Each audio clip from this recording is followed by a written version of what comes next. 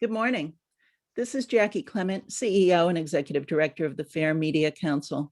I'm here to welcome you to today's workshop. It's not them, it's you. Why reporters and editors aren't returning your calls, which will be presented by Dr. Jeffrey Reynolds, CEO and President of the Family and Children's Association.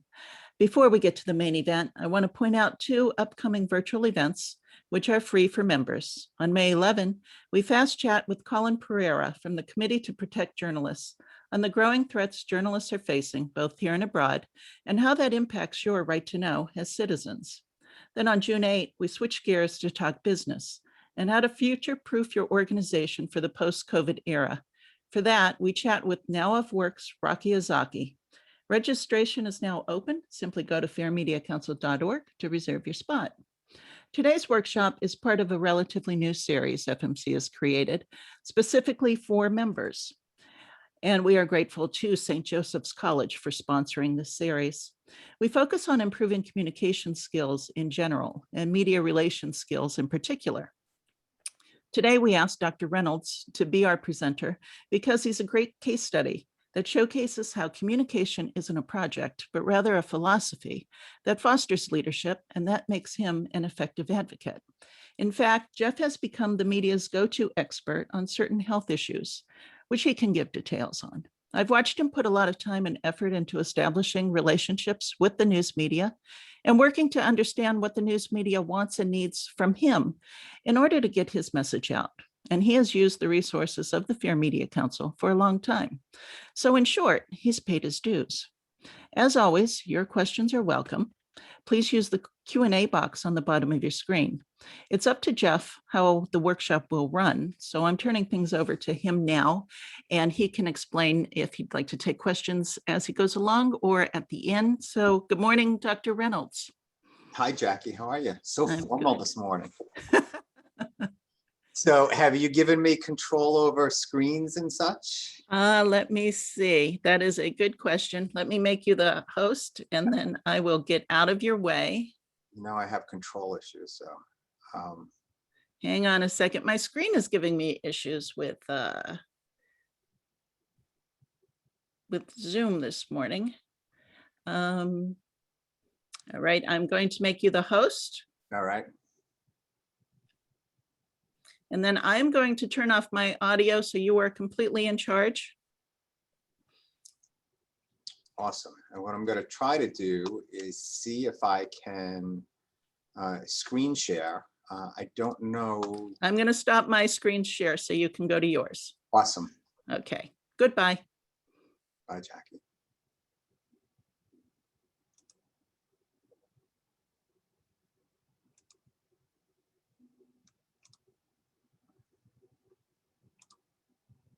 All right.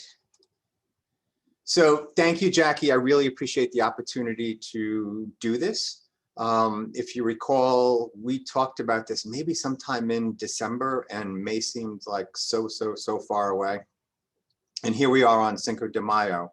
And I get the opportunity to share some insights, some ideas, some tips. Take what you like, leave the rest. I did prepare some slides which suggest a level of formality that I don't fully intend. So if you have questions, I guess we could probably hold them to the end just so that I don't have to look for the raised hands and that kind of thing. So I'll stop at about 10:45 to make sure that we have adequate time for you all ask questions. Feel free to put them in the chat box. If there's something that looks like it's directly on point and I don't want to lose it, then maybe I'll jump to the question. But otherwise, let's try to do them at the end. Some of what I'm going to give you are kind of deep, dark secrets. Some of it is just common sense and a reinforcement of common sense and kind of the basics of PR 101. But I hope you get some value out of this. For folks that aren't necessarily familiar with FCA, we've been around for 136 years. Started as an orphanage here in Nassau County in the late 1800s, and since have grown to an organization that serves more than 30,000 Long Islanders per year. We have an annual budget of about $22 million, 340 staff, and programs in both Nassau and Suffolk County that include everything from a nursery school cooperative for recently arrived immigrants in the village of Hempstead, to substance abuse treatment programs, Nassau County's only shelter for runaway, homeless, and trafficked kids, and a very broad children's mental health program. You know, when I mentioned that we've been around for 136 years, the takeaway from that is, you know, managing through COVID was not this organization's first pandemic. Our founders battled through the Spanish flu pandemic 100 years ago, and I'm really proud of how our staff navigated through this pandemic. Having said that, we rely heavily on PR and branding and marketing for a variety of reasons, as most not-for-profits do. One of them is to let consumers in the community know that we exist and that we're here to help. Two, to encourage volunteerism and to include people to come and work here, sometimes for not a lot of money, but for a feel-good feeling at the end of the day. And then the last reason, of course, is development and fundraising, and that we need to raise our profile, convey our value proposition so that folks in the community come to understand that we're a really good investment when it comes to charitable dollars. You know, we focus heavily on our PR efforts and do have folks both internally and externally that help us with all of this. When Jackie and I talked about a snappy title, why reporters aren't returning your calls, seemed to be something that would catch attention, and hopefully it did. And you know, the long and short of it is sometimes a phone call is not the best initial approach or ongoing approach in dealing with reporters.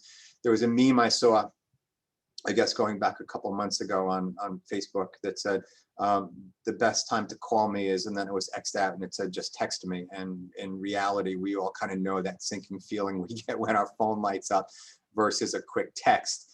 And so, you know, what I would say is, you know, very often reaching out to somebody via phone, particular reporter, is not the best way to make that initial approach, I think. And there are a couple of ways of doing this, but, you know, I think the best way is a short, well-crafted, courteous email. It gives a reporter who's typically hurried, typically on a deadline, typically working remotely, typically juggling multiple priorities, the ability to read that at their leisure. I've also seen pitch emails that run several pages and are 1,000 words. You know, we're in an environment where time is a very, very precious commodity, where that reporter is likely to scan that email really quickly, see if there's any immediate interest. And so you want to make sure that if you're going to stand out and that you're going to get their attention, that you're doing that very quickly and concisely, and that you get to the point. No need to include your entire life story. You know, in the case of FCA, we certainly don't include every step along our 136-year journey. But there's a quick intro. Here's who I am. Here's my organization. Here's the story that we're thinking about. Here's how we can bring the story to life. And we'll talk a little bit more about that. And then here's the best way to get back in touch. I will say, social media increasingly is a venue for doing that. Although I'll add a caution, and it's something that I'll reinforce throughout the course of our time together this morning. And that is, you know, pick your timing, pick, you know, your approach. You know, if you're hitting up reporters on DMs every day with a different story topic and doing this pitch, you very quickly become an annoyance rather than a trusted source. And so it's real important to be very measured about how you do these things and understand that calls and texts have a particular urgency to them. And if you're calling to pitch an evergreen story at a time when, for example, yesterday they were covering the funeral of a police officer killed, the likelihood that they're going to respond to you or respond to that is not all that great. Also understand, and I think, you know, most people who would be viewing this or part of this conversation understand that the timing is important on all of this. You want to take a look and see what else is going on in the world. And as an organization that operates in Hempstead, we were very focused on the shooting that happened, you know, a week or so ago. And that was not the day or time to begin calling crime reporters about the upswing in opioid overdoses. And so along those lines, understanding the way a reporter's day works is really important. And Jackie's been great, and the Fair Media Council has done a number of panels that I've participated in that include reporters, and I'm not a reporter, but that include reporters about, you know, if I'm rushing a story to air at 4 o'clock, it's not a great idea to send evergreen pitches, you know, at 3:30. If you're someone that works for News 12, News 12 has its morning editorial meeting, that reporter doesn't necessarily know, or an editor doesn't know exactly what they're going to be covering at 8 a.m. If you hit them up at 10 a.m., there's a pretty good chance that they're making those decisions right then and there. And so an evergreen story pitched at 10 a.m.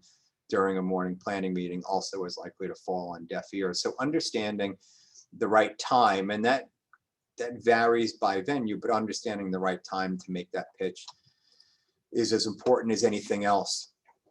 One of the other reasons that you might not get a response, whether you're on the phone, via text, via DM, via email, that you don't get a great response from that person, is that they don't cover that beat. You're contacting the wrong person. And very often reporters will be kind enough to say, I don't write about that. I don't cover that. That's kind of not my thing. But I forwarded this to the person who is. And good reporters that have a little bit of extra time will actually do that because it helps out their colleagues, and it's a good thing to do. But not everybody has that time or level of patience. And I would say generally, if you do that more than once, your pleas are going to fall on deaf ears. And so understand, and the Fair Media Council does a great job at putting out an annual guide for members in terms of who's covering what, but understand this, it changes very, very rapidly.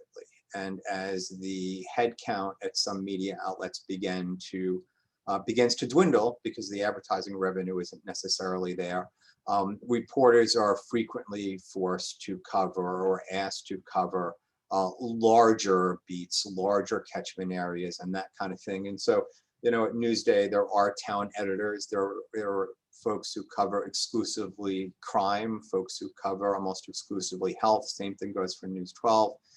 Which has a health reporter, an education reporter. And so if you've got a story about gardening, contacting Michael O'Keefe because you ran into him at an event, who's Newsday's crime reporter, you're not likely to get a great response. And it's going to become clear that you haven't done your homework before you made the approach.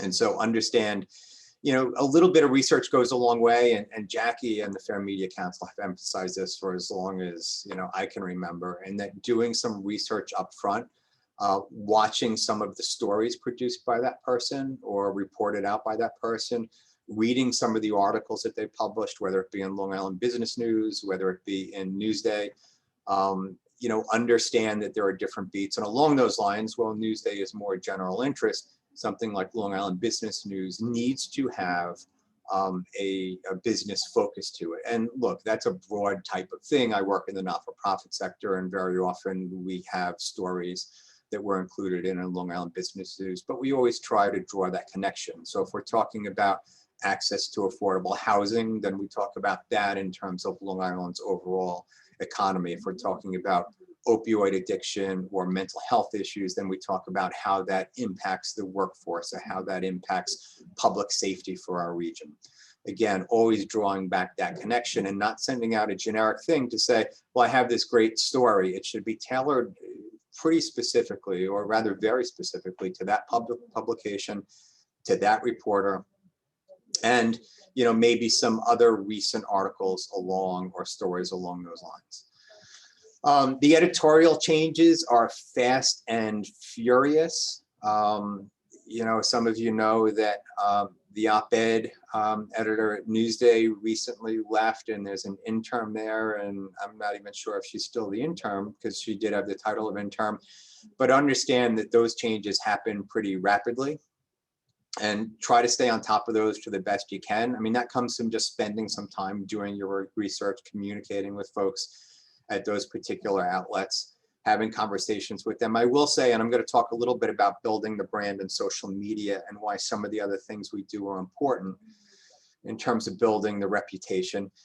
In the case of the change at Newsday, I always dealt with Eli Reyes in terms of pitching op-eds, and some of you probably know that you can't pitch those more than 4 times a year, maybe 5 times a year, and they need to be really on point and on target. timely and well written. And once you develop that reputation, it becomes a little bit easier to pitch things. But honestly, I didn't even know that Eli had left Newsday until I got a LinkedIn message from the interim editor who said, "Hey, I'm the intern op-ed editor. I'm looking for a piece on driver safety and marijuana. I see you've done a lot around marijuana. Do you have thoughts about this, or do you know of someone who could talk a little bit about the technical aspects of marijuana impairment and how it might impact public safety?" And I said, "Well, I may or may not be your guy, but here's what I could offer you."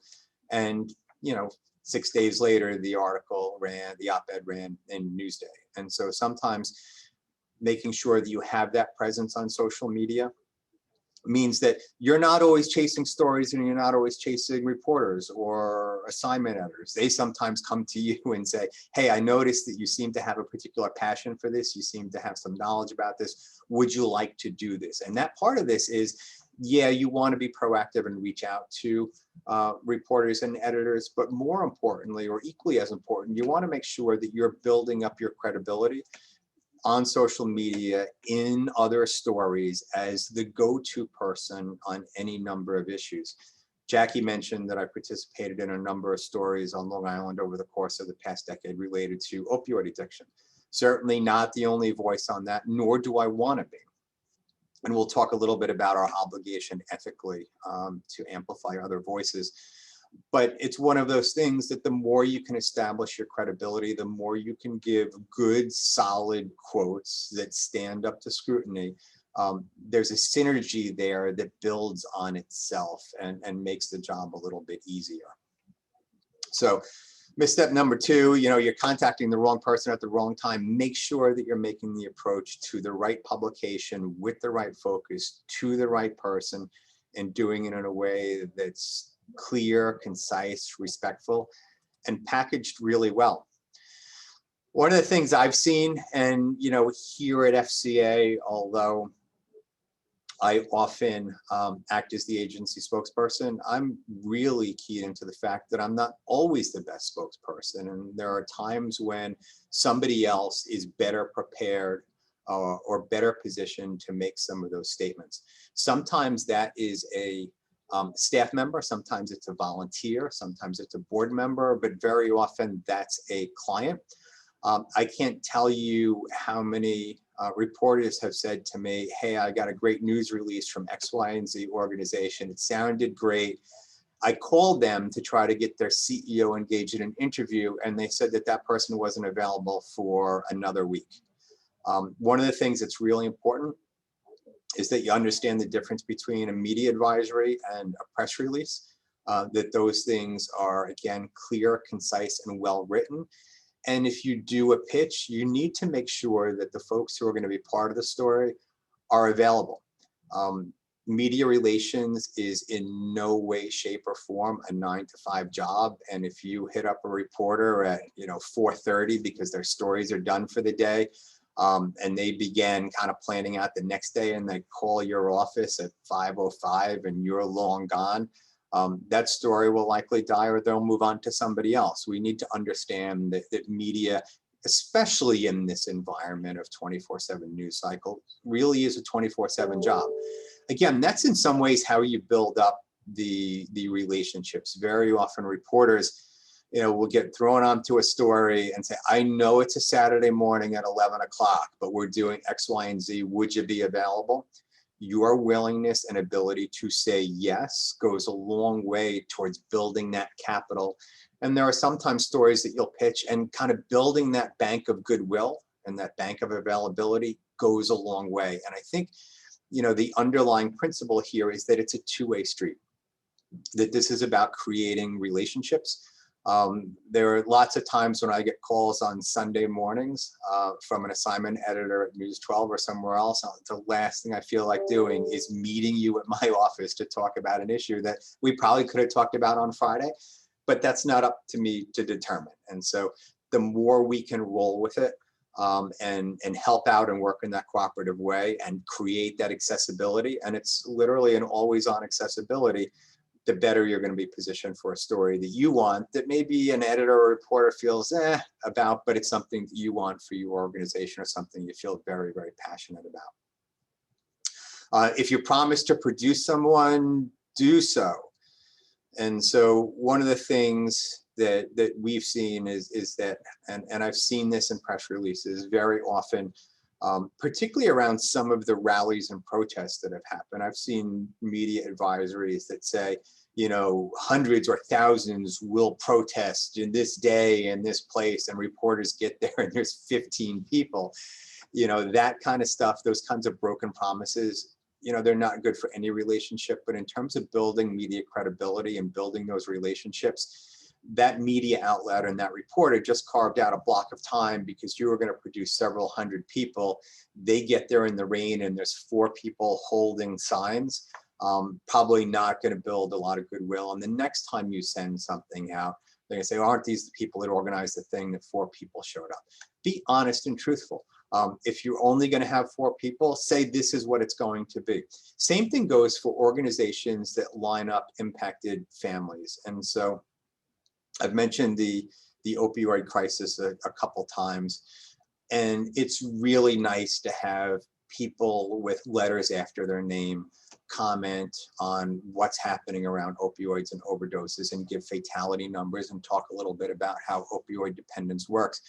It's actually equally as powerful, if not more so, to have someone who has struggled with that problem talk about it, or to have a family who might have lost a loved one. That's the human interest side of this. And so as I pitched some of those stories about the recent increase in opioid overdoses directly related to COVID, as I pitched reporters, although I didn't have to pitch very hard because everybody knew that this was going to happen and it played out that way. But as I did the pitch, there were official statistics from the police department and the medical examiner. There was an analysis as to why this all happened. And then there was a promise that the human interest element of this was going to be, and I have a young person in recovery from opioid addiction who could talk a lot about how hard it was to maintain that recovery during COVID. Or I have a family member who lost a loved one who can talk about what it's like and bring those overdoses to life and talk about the human element piece of this. If I had just gone and said, overdoses are up, I think you ought to write about this, or I think you ought to do a story about it, they'd look and say, yeah, I don't know if I could find the rest of the elements. Going to them and saying, I have all of the elements for you is really critical. You can best believe that if I get reporters covering that story and say, yes, so we want to do this, we're going to do it this afternoon. And then I say, all right, so the guy I had who was going to talk to you about his personal experience is out. You only have me. That's not going to fly very well. And so I promised something I couldn't deliver. And so you want to make sure that you have all of those elements lined up. Also, with some backup in place in the event that something happens, somebody's schedule changes, somebody has second thoughts about whether or not to do this. And media is not for everybody. I think we've learned this. There are some people who do it really well. There are other people who don't do it as well. There are people who are scared to death of doing it. And there are other people that love doing it. And you've got to sort out, so who is the best person to do this? Along those lines, that lived experience is something that I think is really important, particularly if we're talking about stories that have that human side. And almost every story does. You know, I work in a space where a lot of the things that we're talking about really embody a need for change or involve disturbing trends on Long Island. And so, you know, the stories over the course of the past week for us have been marijuana legalization and what it means to traffic safety, or what it means to folks with mental health issues. There have been stories about opioid overdoses. There have been stories about the increase in gaming opportunities here in New York State and what that means to 1 to 1.5% of folks who suffer from problem gambling. And so that means finding someone who might have struggled with these problems in the past. One of the things as a not-for-profit organization that gives us a leg up on other not-for-profits is that we're pretty direct in saying that while there are a whole bunch of rules and regulations that very often preclude the media from interviewing patients without proper guidelines in place, the fact that many organizations hide behind HIPAA and say, yeah, we don't want to exploit people, those kinds of things, really gives us an opportunity, because as an organization, we believe that folks with lived experience have very, very powerful messages to share. We believe that amplifying their stories is good for them and liberating for them. We also believe that it's really, really educational for the community at large to understand that their own neighbors are suffering from some of the things that they attribute to being a New York City problem or an urban problem or somebody else's issue. And so we spend a lot of time doing media training with consumers about how to speak to the media, what to say, helping them to hone in their narratives in terms of what portions of their story they're comfortable telling versus what portions of the story maybe should be left for another day. And so and we've done a series of stories with women who have struggled with alcohol use, especially during COVID, when alcohol was the only essential service for a long period of time.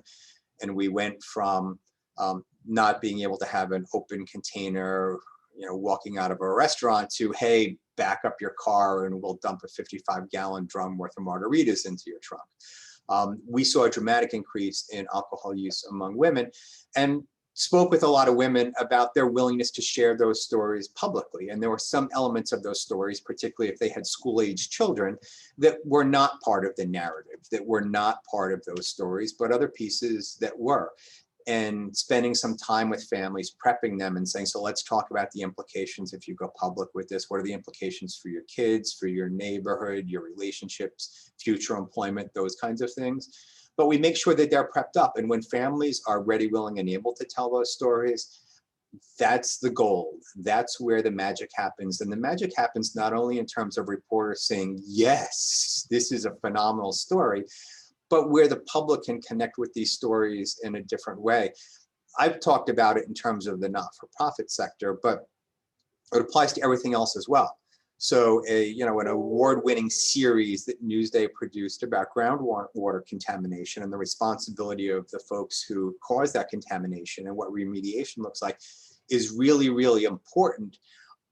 But interviewing some folks that are within that plume, with their faucet on and getting a drink of water, saying, every time I take a sip, it makes me nervous, and I've contemplated selling my home, but I can't afford to do that right now, is much more powerful than getting into the logistics and mechanics of the aquifer.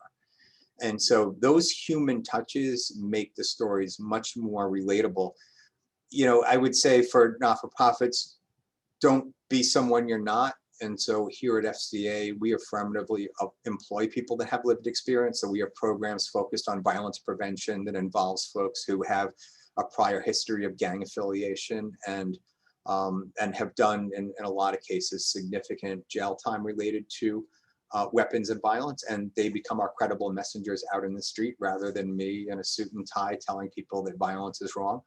Same thing goes for our addiction and mental health programs, and that we have staff who have that lived experience, who have struggled through addiction and found a path to recovery, folks who have struggled with mental health disorders or have children who have struggled with mental health disorders. They become really important messengers in the story. And so not only in terms of the story, but in terms of the work they do day in and day out. So we're not twisting this into something that we're not. And again, we want to make sure that we're amplifying those voices and handing to that reporter the human side of the story. I could say to them, look, opioid addiction is up. You ought to go find someone who maybe suffered a loss. It's not going to be that successful. And quite frankly, they don't have the time to do it. So with all of these stories, make sure that the elements are there and in place. This slide says, your story isn't interesting. Part of this is figuring out what you would want to hear. And so the fact that your organization is doing another golf outing is great. Probably not going to be on the front page of Newsday or the lead story in the A block on News 12 tonight. Nobody wants to cover your golf outing. If there is something unique about your golf outing, if it is going to benefit a particular charity that has a direct connection to time and place, really important. So when Tunnel to Towers paid the funeral expenses of an officer killed as well as paid off their mortgage, right? If they're a fundraiser for that, very direct connection right here, right now. Still not going to be on page 1 of Newsday, but it might get a reporter's interest in moving forward. Your gala, unless you have you know, a celebrity keynote speaker or somebody of that stature, again, not likely. It's excruciatingly important to you that you get coverage. It's fascinating to you, but think about it through the lens of the average person sitting in their living room or sitting at their breakfast table. Are they that interested that your charity had another golf outing? Probably not. Create that human element. Is there somebody playing in that golf outing that suffers from the disease that is that's connected to the charity and which benefits from all of this? Look for those connections, but also understand the limitations, that your golf outing isn't breaking news. Misstep number 5. You know, I've been talking about this a little bit. You don't think it's your job to put the story together. It is your job. And I saw an exchange on Facebook last night that it was just pretty timely. And there's a patch reporter who a lot of folks have probably worked with. Her name is Lisa Finn. She's a great reporter. She's done a lot on the opioid crisis, substance use, that kind of thing. Very often will hit me up and say, the governor just announced X, Y, and Z. Do you have any thoughts? And I shoot her back a bunch of narrative and say, take what you need, leave the rest. Just call me if you have any changes. She posted up last night and said, you know, for you folks that are sending out press releases, could you please include a photo that we can actually run as part of the story, that they need art. And so her main point was, if you deliver this to me in a way that's more packaged, I have very little time to be able to do this. And the easier you make my job, the more likely you are to get what you want. And then another reporter, I don't know where she was from, but she chimed in and said, yeah, and by the way, we're a print publication, so please don't argue with me about whether the resolution is high enough and argue about why your artwork is going to look perfectly in the publication. And so there too, the message is, you know, think about everything that reporter needs. Step into their shoes for a moment and think about, if they're going to write a story on patch, are they going to, you know, a stock photo house to go look for a photo that may or may not tell your story very well, or can you send that along? There was, I did an interview, I guess it was the day before yesterday. It was either yesterday or the day before. They all began to blend together. And it was about FCA moving into a new headquarters. And so we sold the building in Mineola, moved to a brand new headquarters here in Garden City. It's 28,000 square feet. We pitched to Long Island Business News as a business story, and that one of Long Island's oldest and largest not-for-profit is moving to a new headquarters. Not particularly interesting. We moved to a new office. Great. So what's the spin? So we had a couple of them. One of them was that the space was donated to us by someone who had been on the board for 31 years now. Space is worth about $3 million. He's very focused on legacy for his kids and believes very, very intently and intentionally on giving back. Great, still interesting. Guy gave you a building. It's phenomenal. His family has a long history on Long Island. That's awesome. Here was the other component. We were planning the space out during the height of COVID, which meant that some of the things that I wanted to do here in the way of co-working spaces and places where people could gather and case conference and all that other kind of stuff wiped out, no longer going to do it. But we also knew that a lot of our services moved to telehealth and virtual, which meant that I now needed more conference and consultation rooms that had Zoom capacity, that had screens built into them. I needed to make sure that my staff had cubicles that had plexiglass dividers on them. And I had to completely replan the space to account for folks getting mental health services and addiction treatment services in a completely different way. That became the story. So it wasn't that, hey, FCA moved into a new building, you should write about it because it's really nice here. It was, we were looking for a new space. Somebody stepped up and said, suppose I gave you that space. That's phenomenal, right? And so feel good story. But more to the point, service delivery for many not-for-profits changed dramatically. And we need to be able to pivot, and we needed to be able to pivot to accommodate those needs. That became the story, and there'll hopefully be a very positive story in Long Island Business News coming up soon. We were very intentional about that, and in fact, Jackie, you might recall, I was on a panel that I moderated with Dave Winselberg going back, I guess about 1.5 years ago at an FMC event.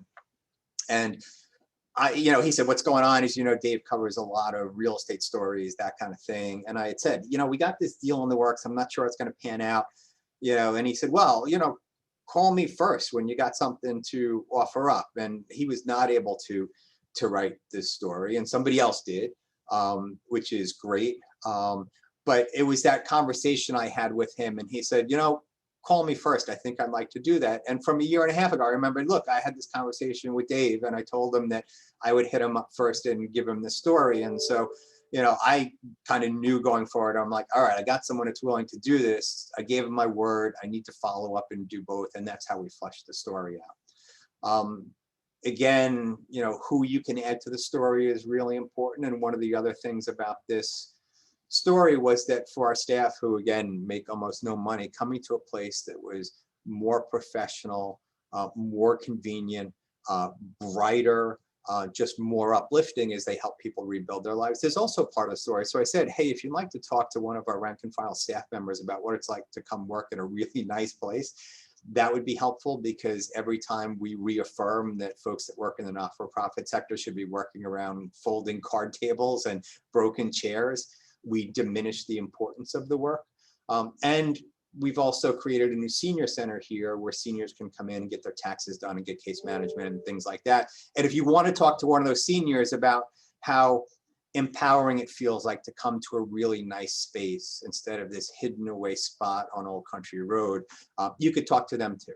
And so build out the entire story and go from, hey, we moved into a nice space and it's really nice, to here are the different elements of the story. Really becomes an easier sell. And that's the kind of thinking that you need to do up front as you think about what your goals are. Misstep number 6, and I'm going to accelerate the pace a little bit because some of the things you'll see in the slides we've actually talked about a little bit. Understand reporters are people too. This is a two-way street. They're prone to human emotions like the rest of us. If you treat them lousy, they're not likely to respond to you. They generally won't treat you lousy back, but you'll simply become irrelevant and they'll move on to someone that's actually a little bit more cooperative in terms of the relationship. That doesn't mean that occasionally you don't have challenging or difficult conversations. That's all part of life, but a little respect certainly goes a long way. Understand that not everything you do is breaking news. Again, if I had called the News 12 assignment desk and said, I've got a news flash, FCA moved into a new space this morning, I'm not sure they're going live at 11:30 to cover that. Another lesson, really important, and this is how you create long-term trusting relationships. There's a reporter from News 12 who called me going back about 3 weeks ago as they were passing the New York State budget. And she said, look, I don't know if you guys do a lot around gambling, but I see that they've expanded sports betting. Is that a sweet spot for you guys and something that you do? And I said to her, there's actually an organization, the New York Council on Problem Gambling, that actually has a local office in RXR Plaza. And they would probably be your go-to, but let me tell you what I know about this, and let me tell you some of my thoughts about this. I still think they're the go-to, but I'll give you some background. And if you can't get them, I'm happy to be your backup, but I think you should actually call them. And so I went into a little bit about problem gambling and what we know about it, and quite frankly, how New York State has not increased services for people who struggle with compulsive gambling. They've actually reduced them as we've added 3 casinos upstate. We added Jake's 58. There's another casino contemplated for Medford, and the Shinnecocks are planning to open a casino. All this and a sports book too. And so I went through some of the ins and outs and said, so call them and I'm happy to be your backup. I didn't say to her, yes, this is our sweet spot. We're able to do this. I'm able to talk to you. I said, I think somebody else is better, but let me give you the background I know. And if you wind up in a jam, call me back. And it turns out she called me back and said, they won't even return my calls. Let's talk. And so we arranged to do this. That goes a long way, right? So we didn't hog the story. We didn't say, yeah, we'll take everything that comes our way. It was, I don't think we're best positioned, but let me tell you what I know and what we think about this. And if you get jammed up, then call me back and I'll give you something on this. And so there, it's that level of goodwill, and it's not, yeah, we don't do this, I can't necessarily help you, but come back to me if I can be helpful. The other thing is if you're going to complain about a story, please do not, be careful how you complain. One of the things that I'm just reading a chat from Jackie. So if I've seen distracted or nuts, this is why. What do you do when a reporter calls you a so you don't believe in the premise of the story? Okay, so I'm going to get to that. Jackie asked a really good question. There are many times, and I can't tell you how many times I have seen some of my peers, hit up a reporter and say, I can't believe you wrote about or you reported on X, Y, and Z and you didn't call us. There is no surer way to guarantee that that person will never call you than if you do that. And if somebody does something wrong, I will tell you generally, yes, misquotes happen. I've been in this for more than 25 years, which shows my age. It's happened to me maybe once. And then I would say a couple of years ago, Newsday inadvertently attributed a quote to me that I didn't say. And I reached out to the reporter, and it had been published online, and said, I didn't say any of that. And that reporter responded and said, oh my God, you actually didn't. It's somebody else's quote. I will have it fixed. And within minutes, it was fixed. And so this notion that you're going to be woefully misquoted, that it's going to happen all the time, that reporters never get it right, it's just not true. And so if you do have a complaint, there's nothing wrong with having the conversation, but do it constructively, and understand, again, there are people too. Don't be afraid to say, I don't know. There are times when reporters will call you and say, so X, Y, and Z, have you seen this? Have you seen this? No, I haven't seen this. Send me the release. Let me take a look at it and I'll give you a reaction. And there's other times when they'll call me and I'll say, I don't know the answer to this, but let me turn you on to a couple people who might be able to answer the question, or let me find somebody internally that has a better answer to this. And if I can't find anybody, then at least I can try to send you in the right direction. So it's not, this isn't my deal. I don't know anything about it. I wish you luck. This isn't something we do or something that I can offer you much on, but let me get you to a person who can. Jackie's question is, what do you do when a reporter calls you to be part of a story and you don't believe in the premise of the story? I think, and that doesn't happen to me that often. Sometimes it does. But there are times when I'll say, I look at this in a different way, and here's my take on this. And there might be another angle to this that you're not seeing, that I can point out for you. And that's kind of the way I focus on this.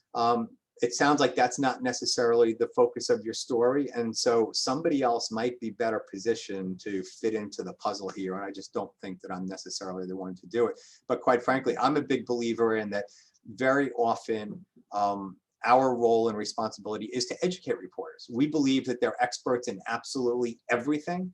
They're not. One day they're covering one topic, the next day they're covering another issue. And then they've got, 40 minutes to come up to speed on yet another brand new issue. Part of what we do is to help shape the message and to educate reporters and say, you said X, Y, and Z, and I think that's a little bit off, and I see it a little bit differently, and here are the reasons why I just see it as being a little bit different. I said we were going to leave some time for questions, so I want to kind of blast through some of this stuff, which we've already covered. Part of establishing yourself as a credible source of information or commentary is just getting out there and doing stuff. I see a number of folks who automatically put thought leader in their Twitter profile and assume that everyone will now believe that they're a thought leader in X, Y, and Z. You've got to demonstrate that. You've got to maintain your social media profiles. Yes, all of them, including LinkedIn, including Twitter. I did an interview with Fox 5, I want to say about a month ago, from a reporter who hit me up on Twitter. I had never met her before. It turns out she's like, we could do a lot of stories together. The first story, I don't remember what it was, but she hit me up and I'm like, I'm just not your guy. I don't think this is a thing for me. And I don't remember what it was. But she said, well, it's nice to meet you anyway. I'm sure we'll do other stories together. And 2 days later, she wrote me back and said, I've been assigned a marijuana story. Could we do this? And so sometimes keeping up those social media profiles and posting on a regular basis makes a huge difference in whether or not you get the call or your competitor gets the call. Make sure your organization is, the website is up to date, that it's current, that your bio is updated. You know, if it talks about what you did 4 years ago, that's not going to be all that helpful. By now, you've been told 1,000 times at FMC events that you ought to have a news section where all of your releases are categorized. You ought to be putting out statements if you're an organization on certain things. You know, we did statements around the Chauvin verdict. We did, given our social justice focus, we did a statement last week on the FDA coming out and saying that they were going to ban menthol cigarettes and cigars and things like that. Send that around to folks. Say, look, if you're writing about this, you know, we just issued a statement that has a local spin to it that you might be interested. And more often than not, you're going to wind up being dropped into those stories. It literally takes 5 minutes to write up a quick statement. Put it on your website, put it on social media, email it to a couple key reporters. Don't batch and blast it to the entire world, but email it to a couple key reporters. For those of you who are not-for-profit leaders or have an identity that maybe goes beyond that particular organization, having a personal website goes a long way. Having you pop up in search results and having your own social media that gels with your organizational feed is really important. The only proviso I'd give to all of that is you want to ensure that stuff you're posting personally jives with your organization philosophy, or that you have a very clear disclaimer that says that your views are entirely your own. Even there, you know, what I do personally, I ensure that it steers clear of partisan politics and things like that. I have some pretty strong views when it comes to politics. I recognize that I'm not going to change anybody's mind on social media by posting about those views, but I do understand that I might compromise my organization's independence if I begin putting some of that stuff out there. So be very careful in terms of what you post personally versus professionally. You should be writing opinion pieces and columns as much as you can. Every website out there is begging for content, particularly free content. Every weekly is looking for well-written content. You know, in the past 2 weeks, I've done pieces for the Herald, again on marijuana. I did pieces for Innovate Long Island on marijuana. I did an op-ed for the Long Island Business News. And again, you know, I devoted 2 weeks to writing about the legalization of marijuana and the different aspects of it in terms of highway safety, how we talk to our kids about it when they smell it out in public, the implications around social justice and what it might mean for policing and law enforcement and the disproportionate incarceration of people of color. Again, you can pick that sweet spot and then spin off 4 or 5 pieces of content directly related to that without having to start from scratch all the time. Each and every time. The other piece is you can't be all things to all people. Understand what you're really good at, understand what you could speak on, and leave the rest for somebody else. I have included misstep number 8. Make sure you're prepared when you do interviews. Don't make strong statements without some backup to it. You know, I'd say, you know, understand how to do media. Know what being camera ready looks like. If you put yourself out there and say, I'd love to talk to you about X, Y, and Z, be prepared that a reporter might say, okay, great, can we meet on Zoom in 10 minutes? If you haven't even gotten in the shower yet, that can certainly be tricky, so make sure that you're ready. Also, FMC does a great job of just doing basic media training in terms of how you talk to the media, how to create sound bites that are going to stick. One of my points of pride is trying to be kind of the closer in some of the articles around issues and making sure that you really cut to the chase and say something powerful so that you're either at the top of the story or you're closing out the story for that reporter with a really profound and important statement about what that story means to the local community. Misstep number 9, don't make rookie mistakes. You can't see the article before a reporter prints it. I'm amazed at how many times I hear folks say, you know, I agreed to be interviewed. I hope I can see the article before they run it. It doesn't work that way. And if you ask that, you look like a rookie and you're going to burn some bridges or at least harm your credibility. If an interview doesn't run, understand that things happen. 90%, probably 95% of the time, your interview is going to run. If not on that day, then at a subsequent point in time. But don't hound that reporter saying, I spoke to you for a story. I don't understand why I'm not seeing it in the paper. Or, you know, I watched at 6 o'clock and by 6:10, you're texting that reporter saying, I don't see myself on TV. Again, rookie mistake. And I'm sure some people are rolling their eyes on this Zoom saying, who would do that? It happens all the time. Don't ask a reporter if you can record the conversation. It's just creepy, and again, doesn't build a lot of goodwill. Don't tout to that media source that you spent $150 advertising on their website, and that's why they should feature you in a story. There's a firewall that's well established and really important between ad sales staff and editorial staff. There's a further firewall between op-ed departments and daily writers and news reporters and that kind of thing, as there absolutely should be. And almost another terrible thing, I was gonna say the worst thing you could do, but another lousy thing is to say, all right, so if you want to write about this, I'll go to X, Y, and Z. That reporter will invite you to do so, and they'll invite you to do so probably for the foreseeable future, to go seek out their other media source and give them the story. The last one, before I open it up for questions, you don't follow up. I will tell you, we did a presser yesterday. We had to do it yesterday. I ordinarily would not have done it yesterday, but we had to do a presser yesterday because it was a statewide day of action around opioid settlement dollars and how they would be spent here in New York State. And New York State is going to get about $2 billion from the opioid distributors and manufacturers. So we did this presser yesterday, understanding that most reporters were at the funeral for the fallen police officer. But there was a reporter who came and covered it. And she sent me the link to the online story last night. And I made sure to say, thanks for sending the link. And more importantly, thanks so much for covering the story and giving some of those families who have lost children to overdose the ability to talk about how these funds should be spent. A thank you goes a long way. Just hitting up a reporter saying, you did a great job in the story. It was awesome. You don't have to kiss up, but a quick text, a quick email saying good job. Like anything else in life, reporters tend to get communications when somebody's unhappy with something, saying this was great. Or if you featured a consumer, or in the case of business, you got to feature a business or a story or a new product line, simply sending a quick note to say, hey, thank you. You did a great job. You really captured the essence of what we wanted to convey, goes a long way. Also, and nobody will explicitly ask you to do this, but reposting their stories on social media goes a long way. We live in an environment that's really focused on eyeballs and that kind of thing. And so I'm very conscious of when somebody's good enough to feature FCA in a story, to make sure that I'm posting that on Twitter, that I'm posting that on Facebook, that I'm saying, so-and-so reporter came out today and did a great job covering our story or talking about our program that does X, Y, and Z.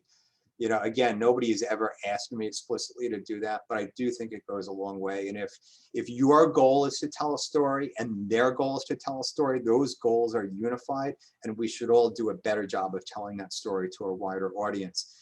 And then the last thing I'll say is, stay in touch with them, but don't be a pest. It's kind of like, know kind of when to hit them up, know when not to hit them up. Stay in touch, but understand that they've got 1 million people that are vying for their attention. They've got a story or two per day that they actually need to be doing on a regular basis. And you want to make sure that you're keeping the connection, but not being a pain or appearing desperate. So with that, I'm going to jump into the questions. I didn't leave a ton of time, but I left some. So there's one in the chat that says, what convinced you to make media relations a priority in your work? I think, for the not-for-profit sector, we don't have a ton of money for marketing. I mean, that implies that the for-profit sector does. And I know generally, especially for small businesses, those budgets have been constrained. We recognize that earned media was the way to tell the story, that we couldn't tell it in other ways.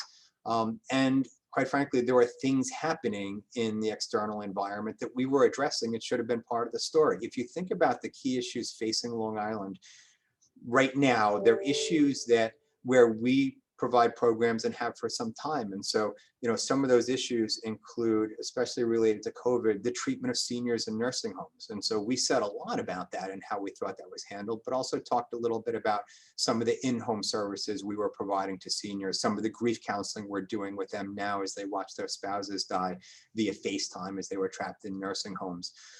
Community violence has been a big issue. And as I mentioned, we have folks like me, who believe that gun violence is a crisis and it's a public health issue and it needs to be addressed as such. But more importantly, I have folks that were involved in gun violence in the past who can talk a little bit about why they turned to gun violence. And so it's a way of us telling the story and linking into the issues facing Long Island. Certainly, the issues around opioid addiction have been front and center, and we run 2 addiction treatment centers and 2 recovery centers. It's our sweet spot. If you get into COVID and the number of runaway and homeless kids that could no longer couch surf, there was an angle for us there too. And so we realized that earned media is worth its weight in gold. It's trusted far more than advertising. It offers some public good and public value. And we had a story to tell, and that's why we invested in it. Another question about social media. I do a fair amount myself, not so much for FCA, but on my own personal accounts that obviously tags into FCA. We do have one person who has multiple responsibilities, but one of the other things she does is our social media for us. And so we've got calendared posts that happen every day. And then there are also things like things that happen just spontaneously that we'll post about. Yesterday, when we did the presser on the opioid settlement dollars, not only did we try to get earned media, but we Facebook Live that we tweeted about it. We made sure that in addition to those evergreen posts about, hey, if you're struggling with X, Y, and Z, FCA could help you, or we've got jobs available, throughout the day and throughout the week, we'll plug in those more breaking kind of posts. And I communicate directly with her and say, we want to post about X, Y, and Z. And she'll come back to me and say, hey, I was going to post this. Is it okay? We do keep very close tabs on what we post and how we post, just in order to protect the brand. We've also begun to build out social media pages that are focused on our individual programs. And so we found a lot of robust content around runaway, homeless, and trafficked kids here on Long Island. And so we run a program at a house called Nassau Haven, which is a shelter for those young people. And that program has its own built out page in which they do virtual walkthroughs of what it's like to show up at Nassau Haven and get assistance to lower the trepidation that a young person might have to come and knock on the door or to seek our assistance. It features conversations with young people who were formerly homeless about the importance of connecting with an organization and not trying to do this on your own. And so we've begun to build out those programmatic identities. We do that around Thrive, our recovery centers in Hauppauge and Westbury, with very specific comments and content. So it is 11 o'clock. Jackie said that this time would go very quickly. It went super fast. I hope that I've given you all something that is of value. I appreciate the questions. More than anything, thank you to Jackie for having me.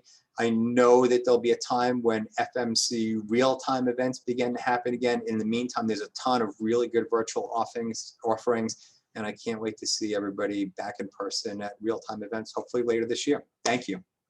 Thank you so much, Jeff, and thank you to everyone for attending today. If you have any questions or if you have ideas for future workshops, please feel free to email me directly at jackie@fairmediacouncil.org. Thanks and have a great day.